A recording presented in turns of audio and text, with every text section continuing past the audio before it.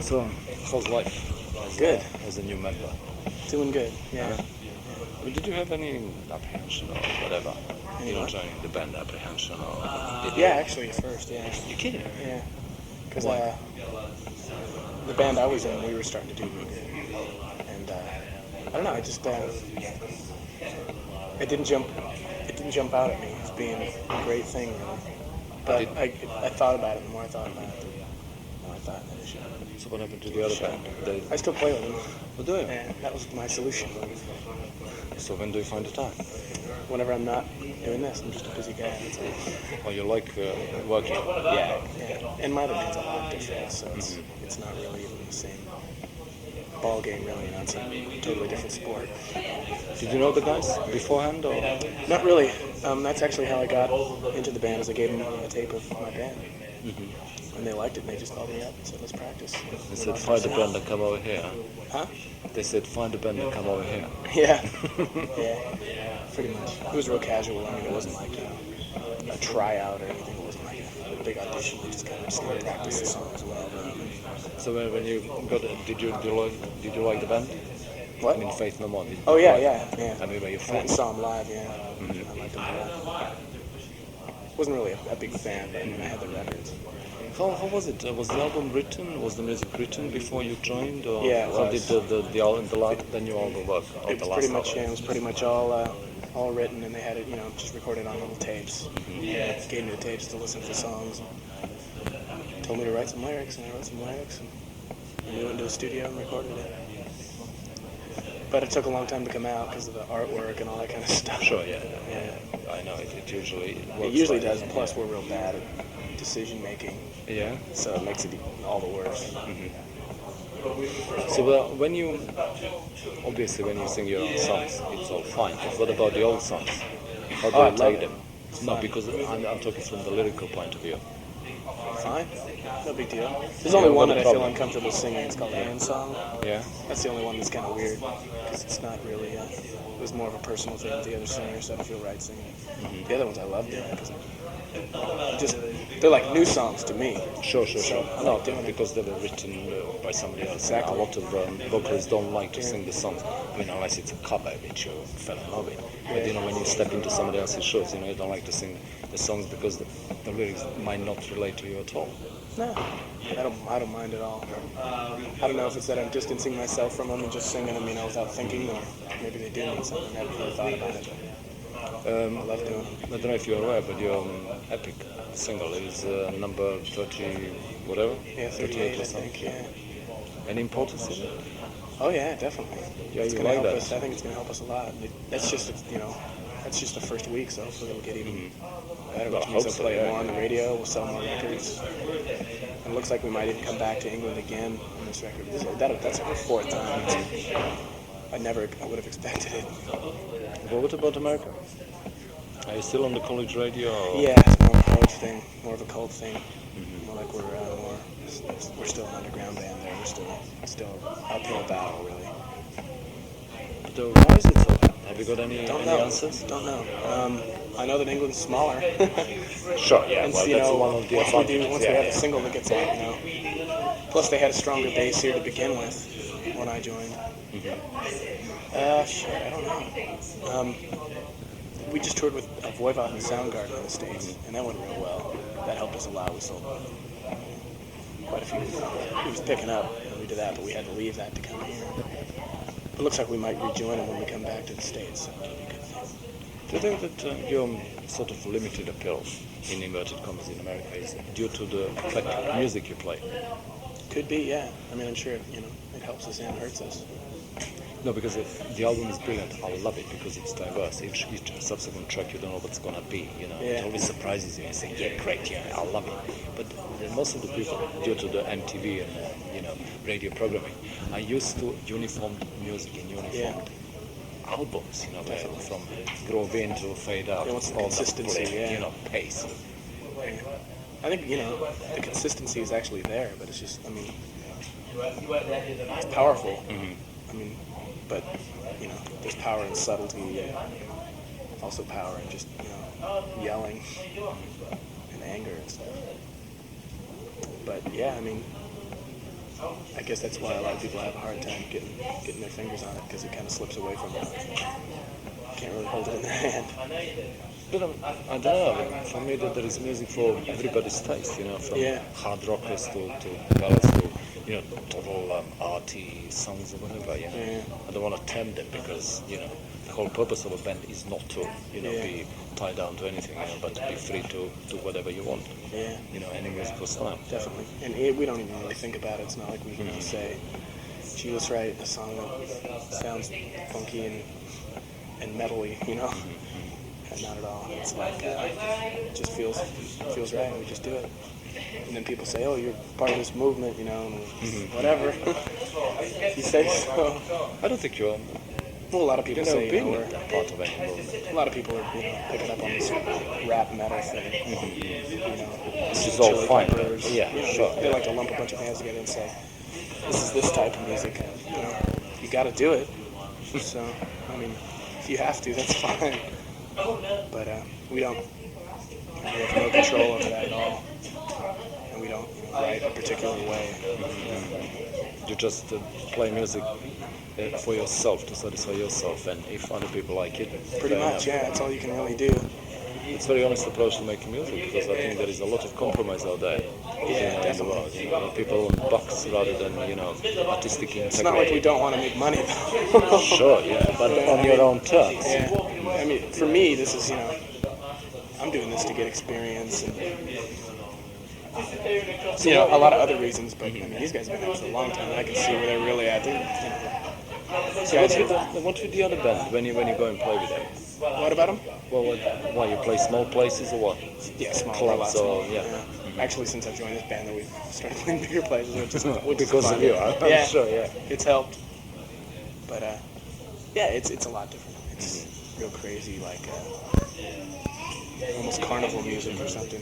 You do any recordings for them? Have you done any? We've done demos so far. Yeah. We still have yet to do a record. We're working on that. It'll come. So how do these guys look upon your working with the other lot? It's fine so far. There's been no major conflicts or anything. There might be someday, but there's nothing I can do about it. But you're gonna do one day when you might have to make a decision. Maybe, yeah. Try not to think about it. Right now. Hopefully, I'm just gonna let it work it out itself, so I don't have to do anything. But there may come a time, yeah. Who knows? I hope not. I mean, I think if everybody maintains the right attitude, it can be a smooth operation, Okay, so we can stop here. Thank you very much. Okay. All right. Hi. How's What's your London? name again? Sasha. Sasha. Yeah. How's London? It's not your first time Good. here. No, it's about about our third, 34th time. You like it? Yeah, I like it. At first when we came over, I wasn't crazy about it. But I'm beginning to like it more and more. I'm getting used to it, I think. And especially when you landed here and the single is in top 40. Yeah, absolutely. It That's must a have made your day. Yeah. Or a week. Yeah, it did. Oh yeah? It's never happened before. I mean, We Care a Lot, I think, stopped at 43. So in the actual top 40 is fucking... It's great. Is Sure. this for radio? No, it's not. Oh, okay. It's a paper, so you can say whatever. I'll edit all the naughty bits. So, but would you do Top of the Pops if there is a chance to do it? Absolutely, sure. Yeah? They would shake them a bit, I believe, in the studio. Are they what? They would shake them a bit. It might. I don't know. We'd probably go pretty wild playing. You mime there. You don't play. I know. That's kind of a drag. But we do that with videos. I mean, when you make videos, you do that. Do you ever get sick of a song, actually, when you make a video? Because they keep on hearing repeating it so and many repeating times and over repeating and it. over. A little bit. Not really, though. Actually, even, I mean, we've done them. We've done like 3 or 4 videos. Actually, no, I haven't got sick of them. I think when we do the actual song, when we record it, you're pretty much committed, and you're going to have to be performing this song and hearing it, pretty much, for as long as you're going to be playing as a band. So you accept that and, take it from there. We play the songs every night, and I'm not sick of them. No, but I'm sure that you don't play note for note. Pretty much. We try and Really? recreate pretty much exactly the way it is on the record. We Don't don't you keep it improvise loose much. or improvise, no? No, You're a musician, trained musician, I believe. Yes. So why not? because of the other guys, or? No, because I think that's the way I would like to do it. I mean, we do a record and then we come out to perform the record, pretty much. I mean, the magnitude of it all, I think, is a little bigger, and the sound is bigger, and that's the difference in itself. You know, it's just like so much louder and in your face than than you hear it on the record, and that's the difference. But I think we try and recreate it as close as we can to the record. Let me ask you a sort of important question. Being trained as a classical musician, what turned you into rock and roll? Moving to San Francisco and doing drugs. No, but where are you originally from? Los Angeles. Oh, wow. 400 miles, that wasn't that much. I know, but have you ever been to both cities? No. I mean, Los Angeles is completely opposite of San Francisco. Los Angeles is like huge metropolis of like crazy, just uptight, really conservative kind of people. And then I moved to San Francisco, and San Francisco is more of, it still has that hippie thing, left over from the 60s, and a lot of weirdos and a lot of just like weird ideas going around. It's a lot more democratic, more liberal people. It's really different.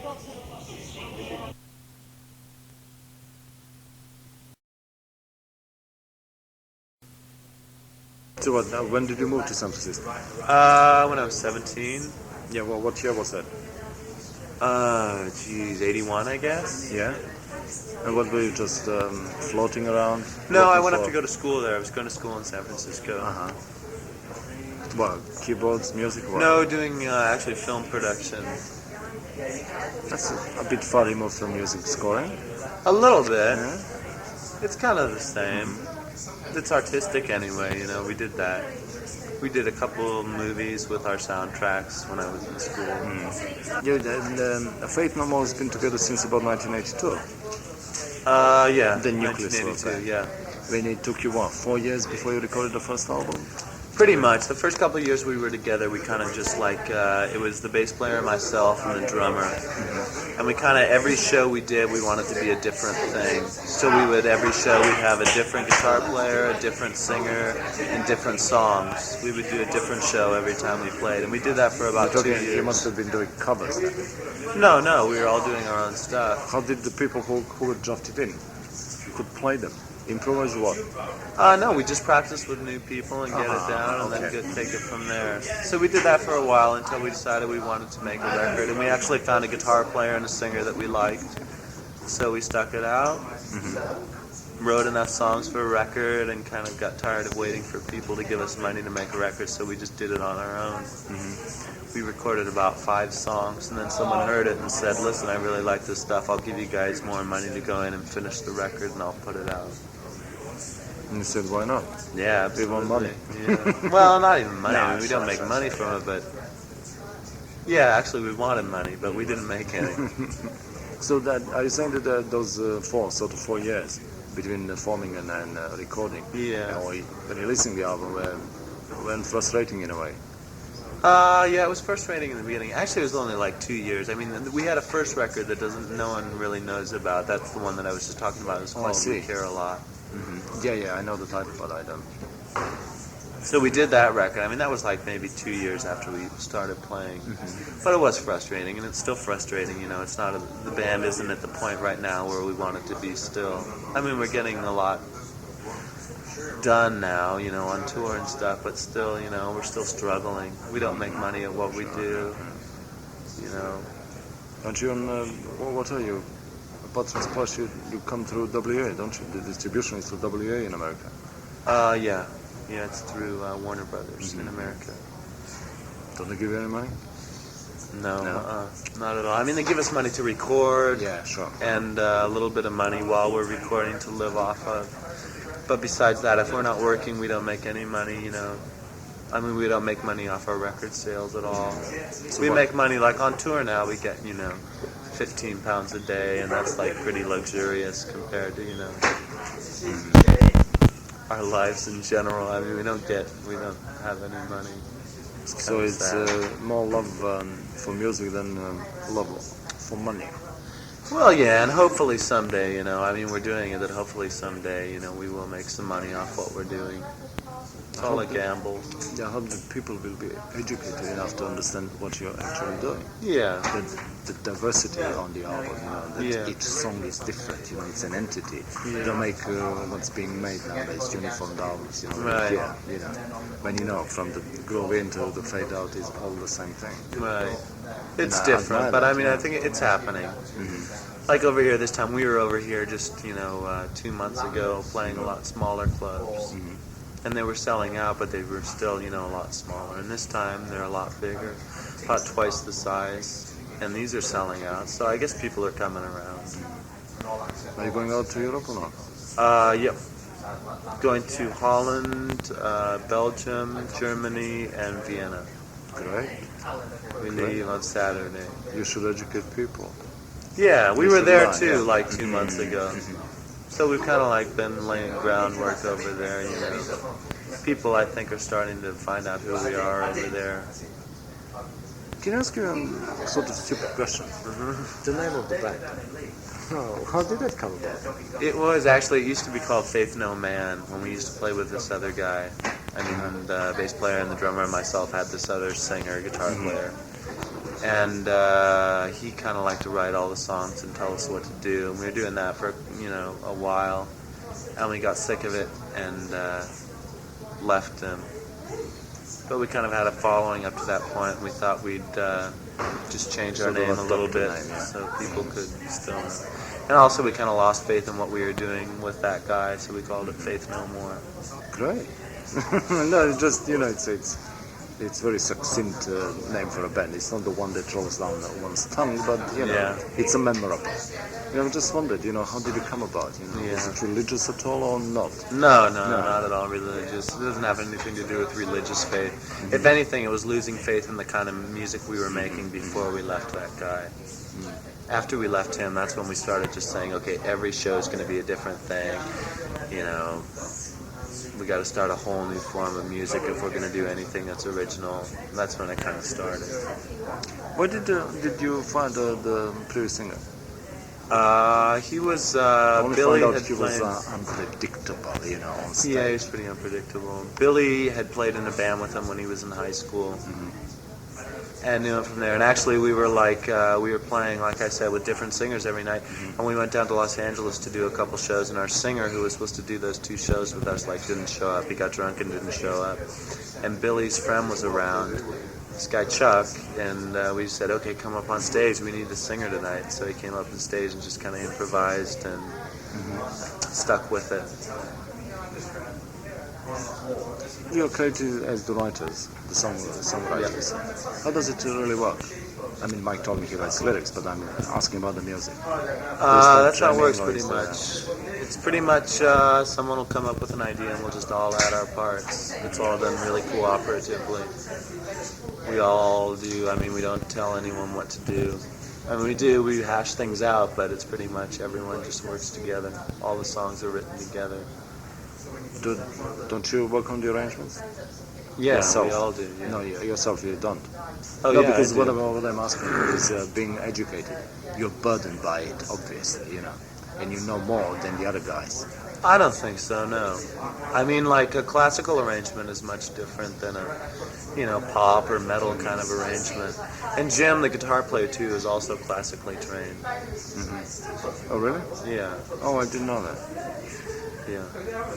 So, I mean, So we're if not you doing... want to improvise a concerto or something, you can do it, huh? Sure, we can. Yeah. I don't think that your public would appreciate. Maybe they do. I think they probably will. Next record, I'm thinking about doing some sort of symphonic kind of thing. Just for a song, something classical. Epic, for example, finishes with the piano piece, doesn't it? That's my son. Yeah, you can sit down here. Hi there.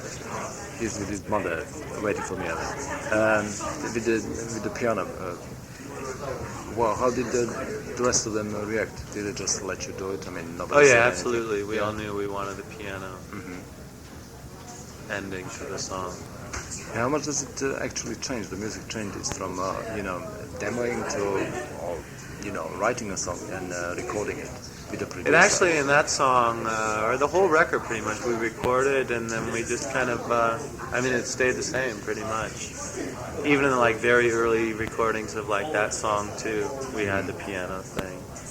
We don't really change much. We try and, just for as far as like saving money and spending less time in the studio, we try and work everything out the exact way we want it before we go into the studio. That way we don't have to waste a lot of time arguing about arrangement or anything. And our producers and our record company let us do pretty much anything we want. So it's not like they're coming in and telling us, oh, I think you should do this here and this here.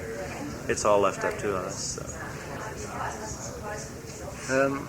How is American scene now? I mean, is there anybody akin to you, or is there anybody you have admiration for? I mean, apparently Slash played with you, jammed for a number in LA, didn't he? Yeah, Slash and one of those other guys.